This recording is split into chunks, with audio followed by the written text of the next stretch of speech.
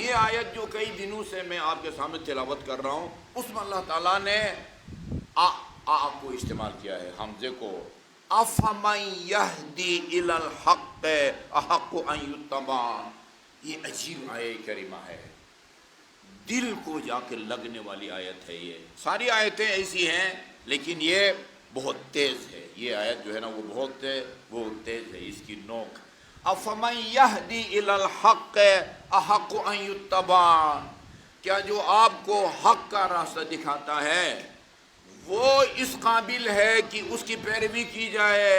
امن لا یہدی الا ان یہدی. یا اس کو پیشوا بنانا چاہیے جو خود ہدایت کا محتاج ہے.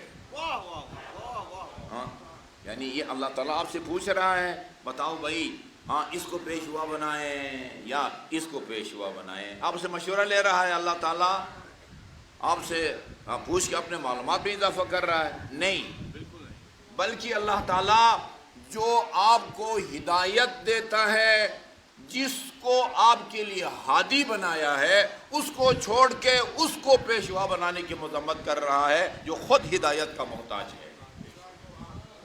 اس کے بعد فرماتا ہے ما لکم کیف تحکمون.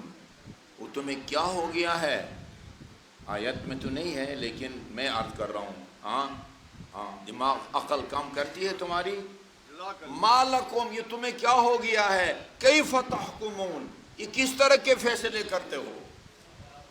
ہاں جو آپ کو ہدایت کا راستہ بتاتا ہے اس کو چھوڑ کے اس کو اپنا پیشوا بناتے ہو جو خود ہدایت کا